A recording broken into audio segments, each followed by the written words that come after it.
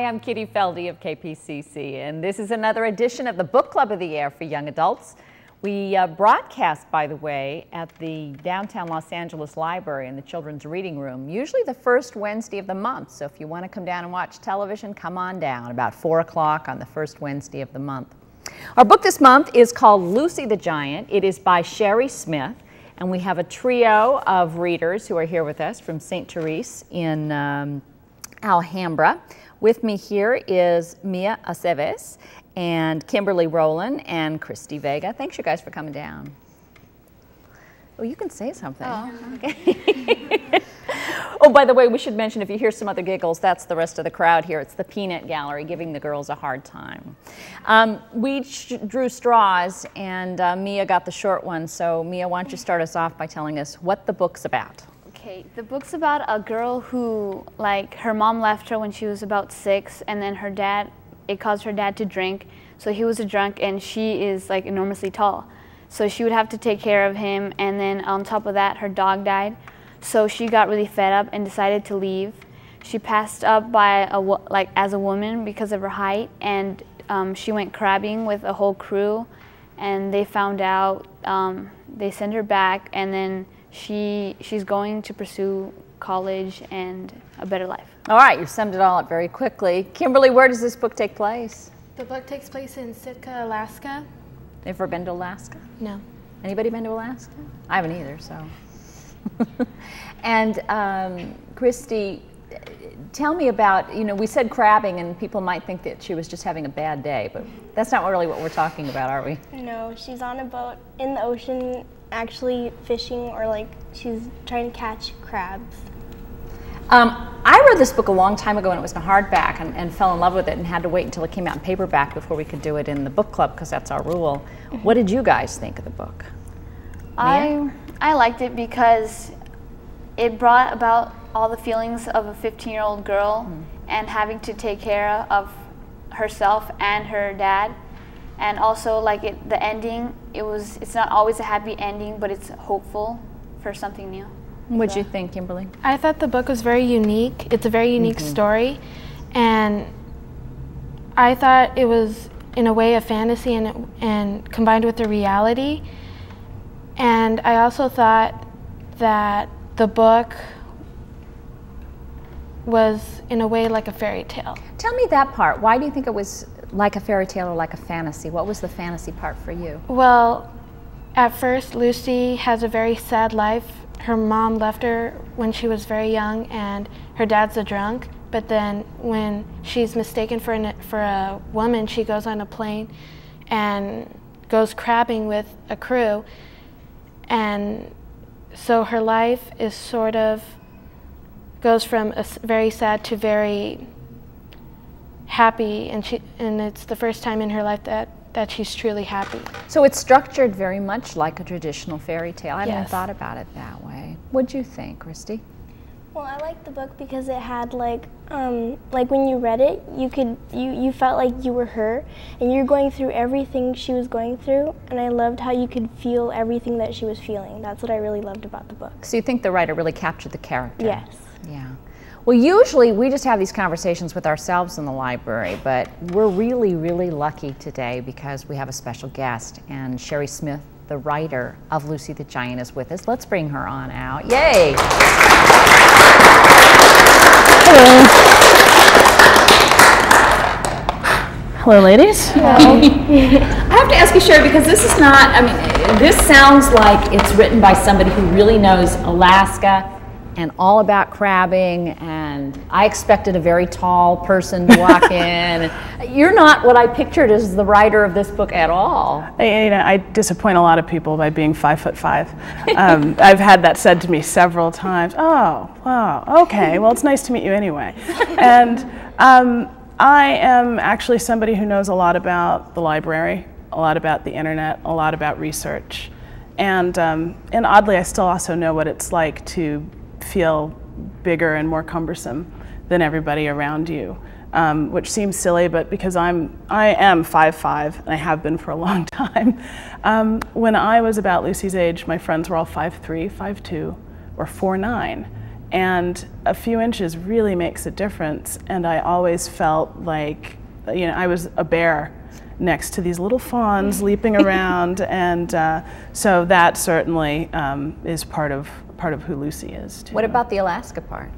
The Alaska part came from a visit to Alaska. I have a friend who's a writer up there, and he invited me up, and I finally took him up on it. And in fact, that's where Lucy comes from at all, is he had another friend in town who I based Geneva on, because she very much took me under her wing and showed me around.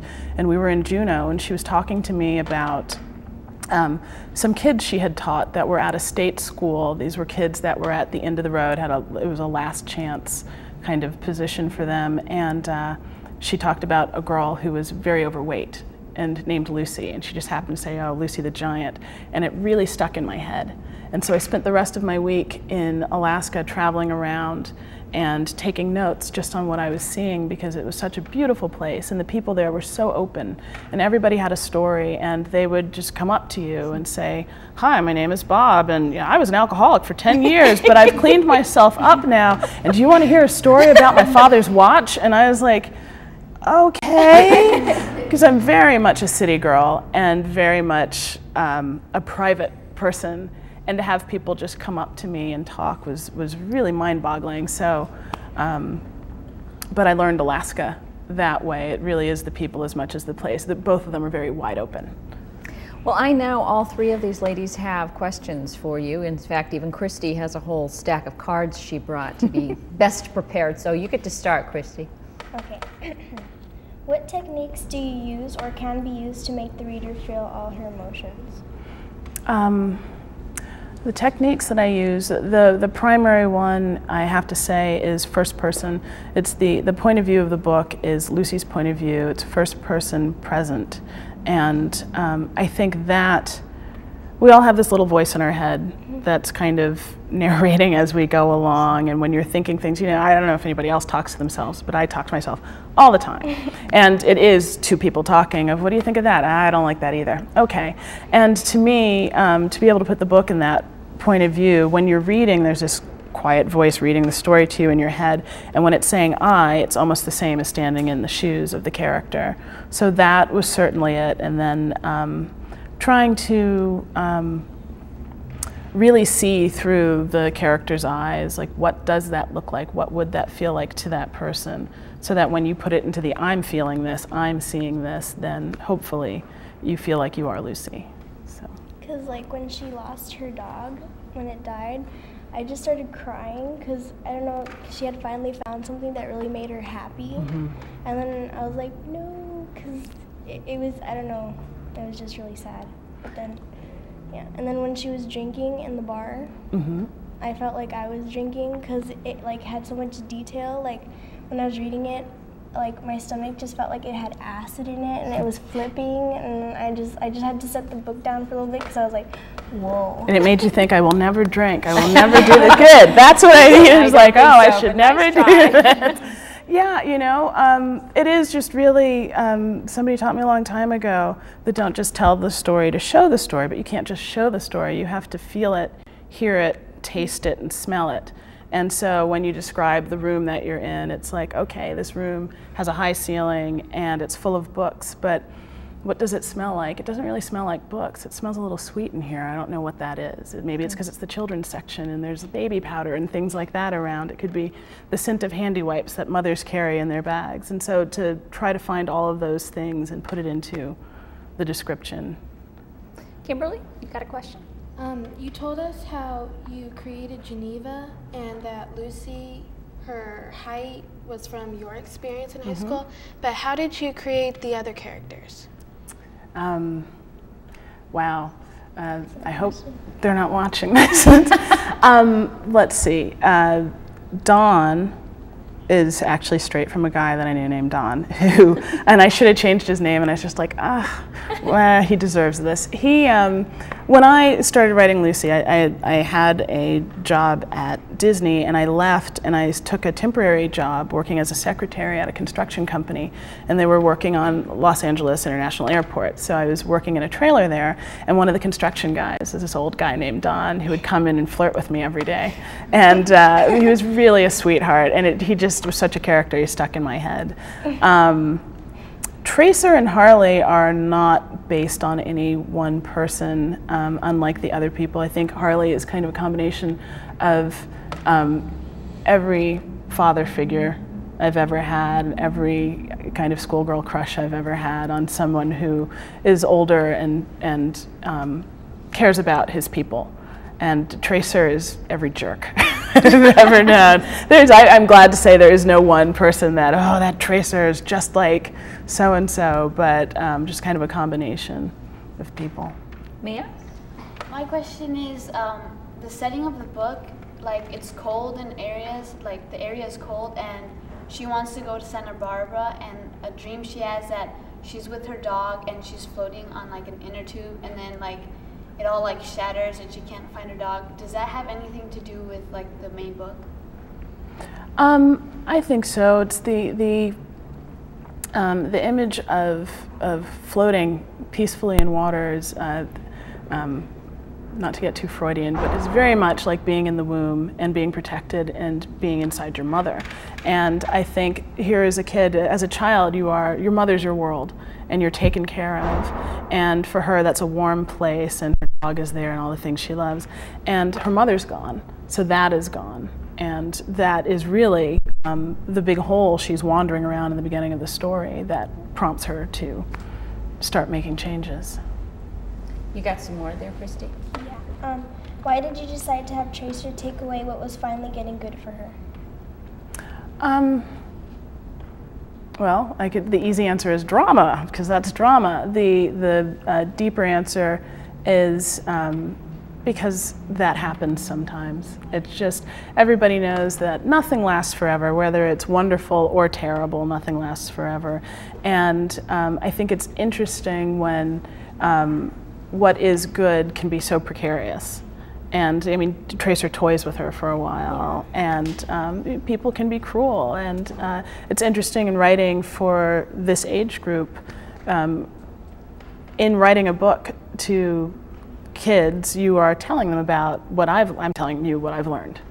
And so it's a bit of a warning, but it's also telling you things get better too. Because after I read that, I so totally hated Tracer. Yeah. Because she almost had she had like a wonderful friend for like her family, and then she was just about to grasp something that was like awesome, and then he just takes it away from her. And then, like you said, he doesn't even want the money. He just toys with her. Just to hurt her. Yeah. Sorry, but people do that sometimes. Well, you as a writer, though, Sherri, do you find it hard to be mean to your characters? Sadly, no. I feel bad when I have been mean to them. Like, did I want Santa Barbara to die? No, I did not want to kill the dog. But I would like to have it on the record, I did not kill the dog. The story killed the dog. And there's a certain point when you're writing where it's not what you want, it's just what happens. And you know, I knew Tracer was always going to be the thorn in her side, and he would eventually be the cause of the downfall of her little dream world. But no, I gave her Santa Barbara so she could have a friend. It was all good intent.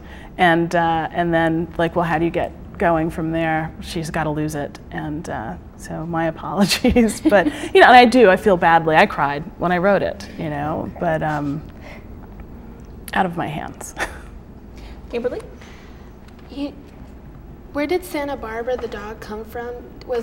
Did you have an experience with the dog that helped you create the character? Once again, a combination of dogs and animal relationships, but I had a dog when I was a little girl. Her name was Wendy, and I loved her so very much, and she was a mix Irish Setter Golden Retriever, and I adored her, and she loved my mom. And that was always a little hurtful to me, but she died when I was, 15. And we had just come out to California looking at colleges for my older brother, and we were driving back on the 10 to New Orleans, where my grandparents live, and our car broke down in Texas. and we think someone poisoned her. And she died slowly, but she held on until we got to my grandparents' house. And obviously, I'm going to tear up telling you the story. It was a horrible experience. And she was lying in the yard, and my mother bathed her and stayed with her, and I couldn't. I just ran off. And I went to the furthest room in the house, and I sat there praying that she'd be okay, and she wasn't, and she passed, and I've always regretted that. And so in creating Santa Barbara was, in some respects, bringing her back and showing people what that love can be, but then it was also losing her again, but hopefully in a way that I'm tearing up, so I can't say that I came to terms with it, but honoring the memory of my dog, I guess. Yeah. You still have family in New Orleans? My mom is in New Orleans, and she's actually out here now because of Katrina. Her house was destroyed. She was actually there during the storm. She's not in a flood area, but the house was greatly damaged, and she was there for a full week before she finally was able to evacuate. Wow. So She wants to go home? She's been wanting to move out here because the whole family's out here, and she was trying to sell the house, but now it's been damaged so greatly that she's got to go back and repair it before we can put it back on the market. So, sorry. Yeah, it's been a really difficult time, but I had a chance to go down to the city and see how it's doing, and that was interesting, to say the least. A book, do you think, out of that? It's funny because my next book, which comes out in July, takes place in New Orleans, but it's pre-Katrina New Orleans, and yeah, there might be another book down the line, but I just feel like I just paid my respects to New Orleans, and now it's a different place. So, Mia, what are you thinking about asking? I'm thinking, what persuaded you to start writing, like when you were a child or when you got older? Okay. It's interesting because one day, when I was a kid, I wanted to be a veterinarian, I wanted to be a pediatrician, and I wanted to be a ballerina. And my grandmother said, I always thought you'd be a writer. And I was like, well, when did she? Why? But it's true. Apparently, I was always telling stories as a little kid, which I didn't realize. I think the first time I realized I could be a writer was in 2nd grade. I wrote a poem, and my friend Christina Mulkey thought I had plagiarized it. She thought I had copied it, which was her way of saying, this is really good, you must have stolen it. And so from that point on, like I would write things, and I would write terrible stories and novels and come out into the kitchen and start reading them to my mother, and then going, wait, that's not right, and scurry off. But I never pursued it seriously until about a year or so before I wrote Lucy. I just knew I needed to be doing something differently, and I'd always been writing short stories and stuff, but my ideas were novels, not short stories. And one day I was sitting in a library in West LA, and there was a guy talking to his daughter, and she had a stack of books. What should I read, Dad? And I looked, and there were some great books in there, and I got very excited, and I descended on this couple, and I was just like, oh, you should read this, and then, don't worry, I'm not going to hurt you, but I'm just excited. These books are so great. And then I realized, like, I should be doing this. These were the books that, like, kept me company. They were my Santa Barbara when I was a little kid. They were the things that kept me going and got me excited, and that's when I seriously started to consider pursuing it for real. So. How long did it take you to write Lucy? Lucy took about 8 months, and then about 4 more months of rewrites after I sent it to, I have a manager who represents me, and he looked at it, and then once it sold, another couple of passes. But all told, about 12 months, and that's really amazing. I wish I could repeat that. The second one's hardest. Yes, yes, and it's also interesting because as most people will perceive it, I've got 2 books now, and I'm working on a 3rd one. But in fact, I've written 2 other novels in there too. It's just finding the right home for those. So you keep generating. Good for you. Yeah. I know you've got more in your stack of questions, don't you? Go ahead, Christy. Why did you decide to create Geneva and make her Lucy's fairy godmother and help her until she realized who she was? It's interesting there, partially because I had met this woman, Nancy, who very much played that role for me while I was in Alaska. But what you were talking, I think you mentioned earlier, that the idea of this being like a fairy tale. I am a huge fan of fairy tales. I adore them, and the structure of fairy tales and the whole journey of the hero has certain steps to it, and you need that mentor. And I think that's certainly true in life as well as in storytelling, that you need somebody to help you along until you learn to walk on your own. And that's why Geneva is there. Kimberly?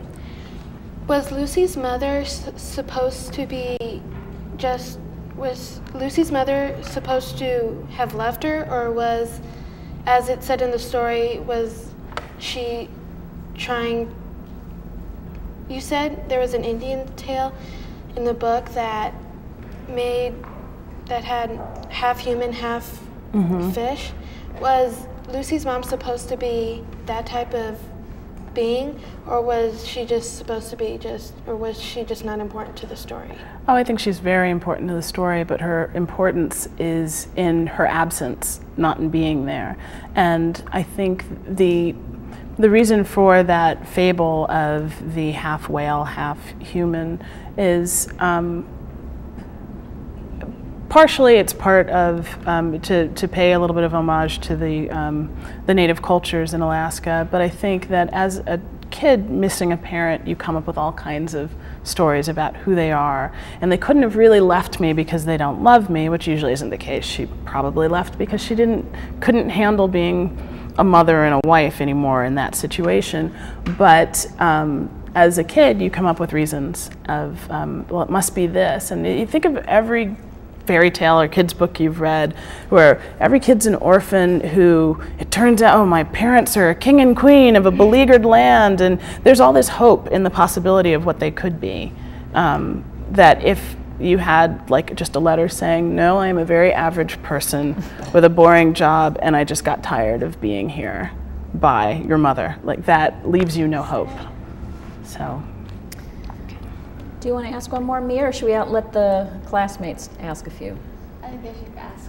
All right, well then let's do that. We have a whole group of people here from St. Therese and quite a few questions. Tell me your name and go ahead and ask Sherri your question. Hi, my name's Callie, and the question I have for you is, have you ever thought of making a sequel to Lucy the Giant?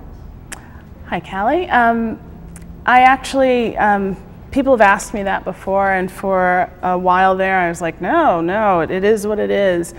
And then one day I saw an article about whale migration, and for some reason I thought, oh, yeah, I guess Lucy could do a semester at sea. I could see something like that.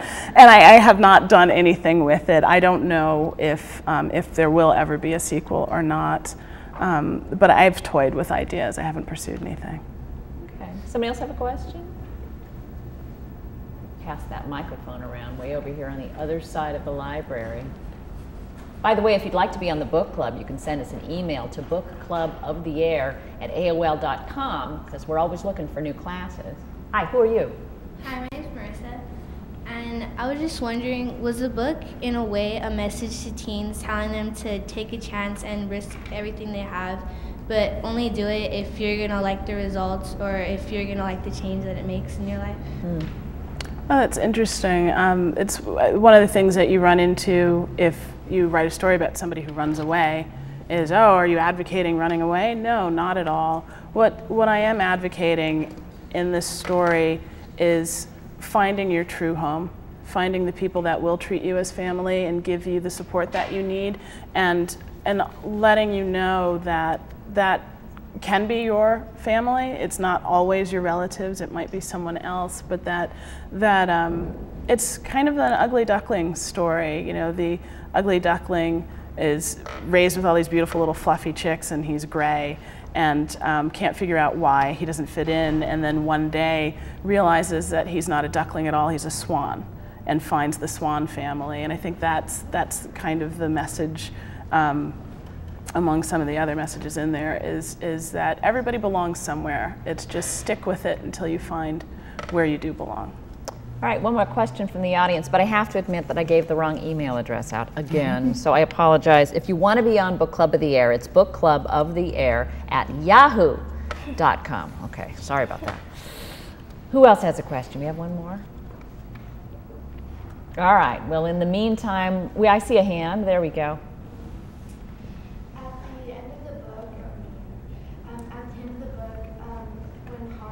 offers Lucy, like, she can still stay on the boat if she wants. How come you made her say, no, I want to go home, like, I have to go home? That kind of goes a bit to what I was saying before. It's like running away doesn't solve your problems, and at a certain point you have to take responsibility and face your problems. And Lucy comes from a family where nobody has. Her father, instead of dealing with his problems, has retreated into the bottom of a bottle of liquor. Her mother has just run off, and Lucy realizes, like, that's not the path to happiness, and you have to work through the bad stuff before you can really enjoy the good stuff. It's like, isn't it better to get your homework done and then have dinner and dessert? Or do you want to have to eat your cake and then go sit down and do your homework? That's the much lighter version of it, but that's why. Well, we want to thank so much. Sherri Smith, it's so great to have you with us. We rarely have this treat, so thank you so much for coming down to the library. It was a lot of fun. It was great meeting everybody. And the book, of course, is called Lucy the Giant, so if you haven't read it, it's a great read. We all agree, yes? Good read, all right. Well, we want to thank our crowd here, not only in the audience from St. Therese, but also Christy Vega, Kimberly Rowland, and Amia Aceves. And your teacher, of course, is Mrs. Fee. We want to Mrs. Drews. And Mrs. Drews, yes. And there was one other teacher here today. Mrs. Murray. Let's give them all credit because they all work together. Thank you so much. Another edition of the Book Club of the Year for Young Adults. I'm Kitty Feldy. Thanks for being with us. So